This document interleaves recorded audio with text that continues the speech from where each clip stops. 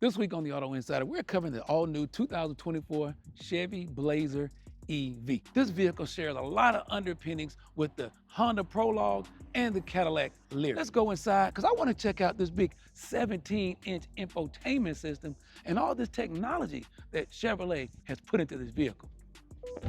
But before we get into all the details, if you're new to the channel, why don't you like and subscribe and click the little bell up in the corner so you don't miss any more of the reviews coming from the Auto Insider. You never have to have a key, a phone, or anything to get going. All you do is put the foot on the brake, and we're ready to go. When I found out that General Motors was moving away from Apple CarPlay and Android Auto, I thought, what a big mistake. But they did come with Google Assistant and Amazon Alexa and all the other things that people look forward to. When we got it though, I found out there was a way to download apps. So my favorite app is Waze because I'm always looking for the quickest way to get wherever I have to go. And lucky for me, you can download the Waze app to here, put the directions in your smartphone, and it'll get transferred directly to the car to get you on your way. I always find it odd talking about an EV as a family vehicle, but I just remember most people use these cars around town for things like running their kids on errands. Whenever you're doing that, you gotta have great cargo. Like here in the center console, we got a good cargo area here with the USB-C fast charger.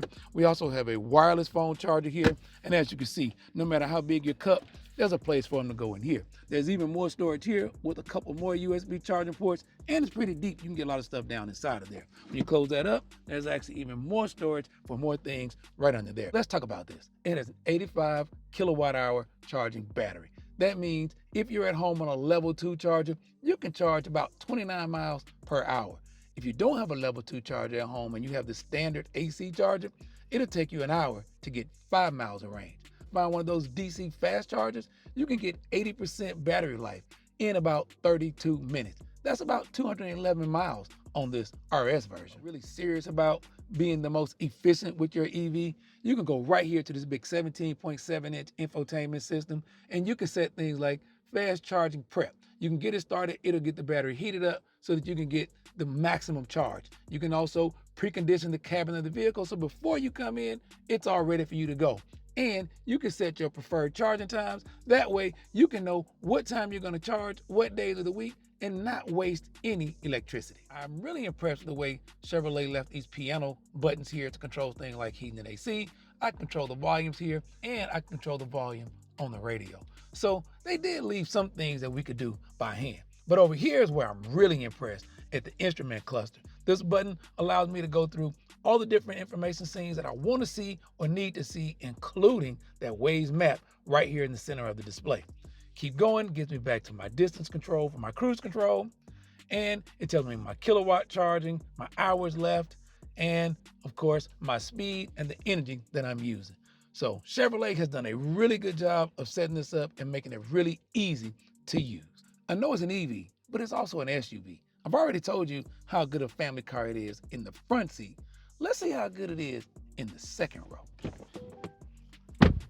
There's great leg room here in the second row. We have a couple cup holders here, AC vents up high so they won't block things that my daughter complains about, 2 USB fast chargers, a need for a new cord, and both outboard seats are heated here in the second row. Now let's test this AutoSense automatic opening rear tailgate. Now imagine if my hands were full. It allows easy access to what I deem is fairly decent cargo capacity. Considering this is an all-electric vehicle, not many people are gonna be taking really long road trips.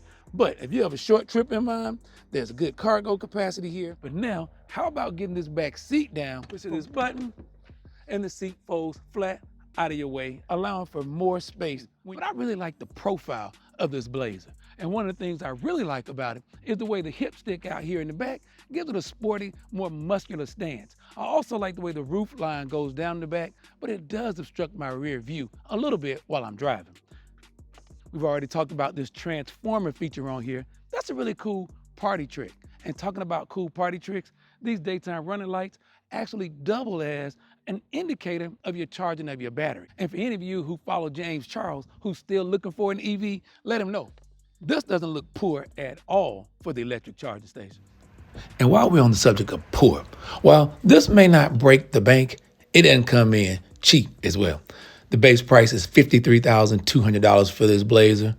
Chevrolet did give a $2,600 launch edition credit, brings the price of this one before tax, and title to $55,090. But you do get things like heads-up display, adaptive cruise control, rear surround vision, heated second row seats, and a slew of safety features. Lane departure warning, forward collision warning.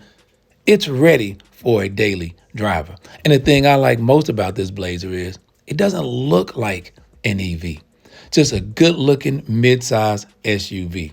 Enough power to be respectable in the EV category. Not going to win any race days, but you will get 95 mpge on this 2024 Chevy Blazer RS all-wheel drive. Till next week, I'm Daryl Killian for the Auto Insider.